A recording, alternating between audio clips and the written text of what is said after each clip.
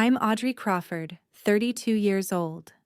2 months ago, on Thanksgiving night, in front of 30 relatives, my parents presented my sister with a $13,000 cruise package and handed me a wrinkled $2 lottery ticket with a mocking grin. "This is all that's suitable for your situation, Audrey," my mother said. Her voice echoed across the dining room loud enough for everyone to hear. They laughed, every single one of them. They had no idea that tiny ticket would change everything.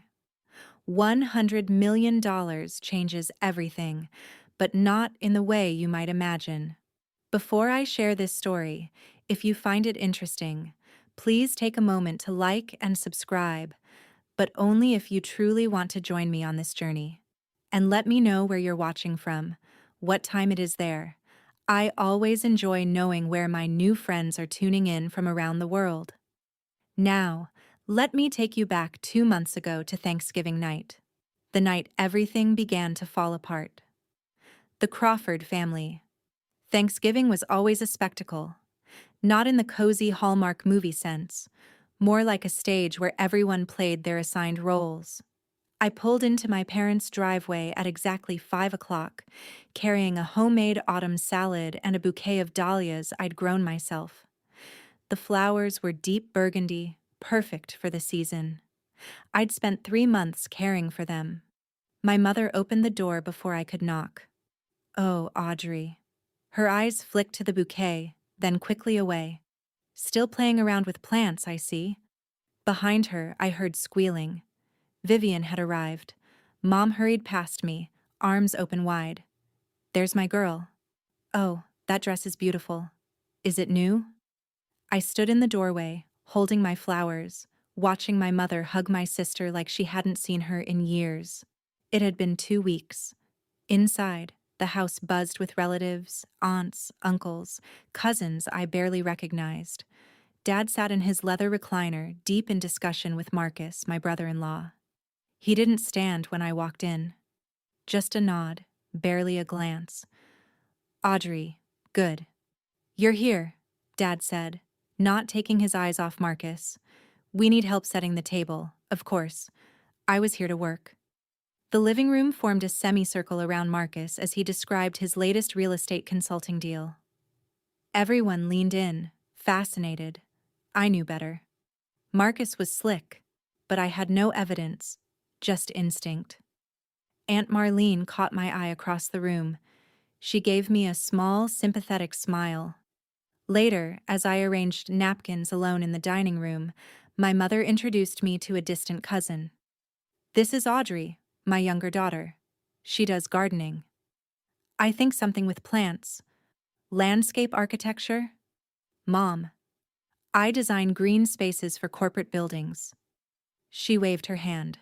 "Same thing, dear." I kept folding napkins. Some battles aren't worth fighting. Not yet. I was refilling the water pitcher when I heard them. The kitchen door was slightly ajar and voices drifted through. Mom, Dad, Vivian. They were speaking in that hushed conspiratorial tone families use when they think no one is listening. "The cruise leaves December 15th. Mom was saying 2 weeks in the Caribbean. The whole family. You, Marcus, the kids, your father and me, even Grandma Grace if she's feeling well enough." My hand froze on the pitcher handle. "What about Audrey?" Vivian asked, not worried, just acknowledging my existence. Silence. Then Dad cleared his throat. "She's busy with work.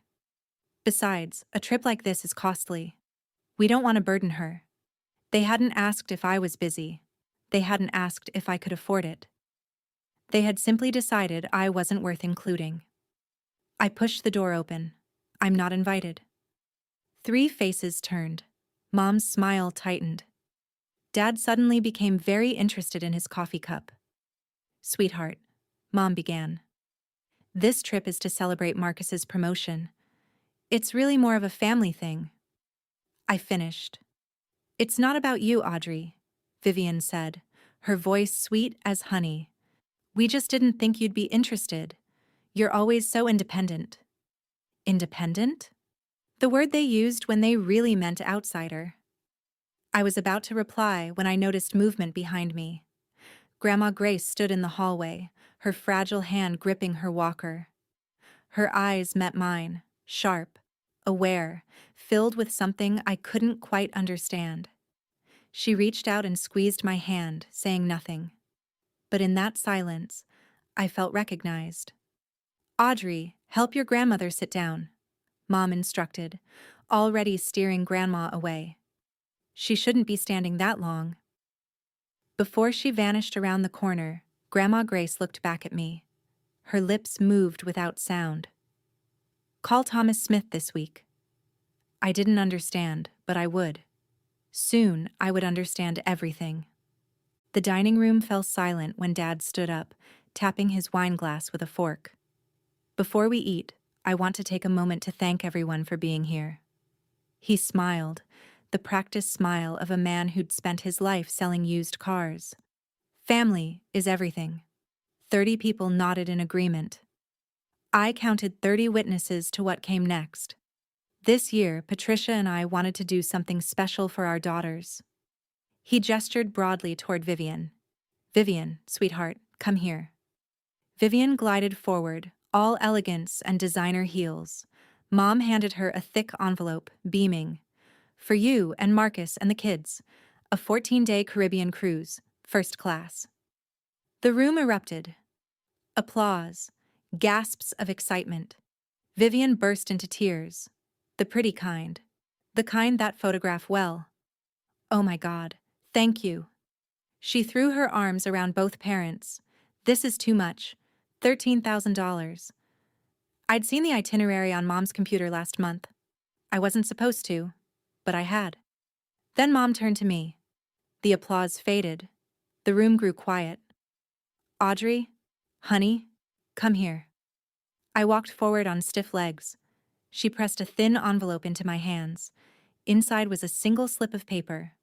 A lottery ticket. Mega Millions. $2. "This is what fits your situation, dear."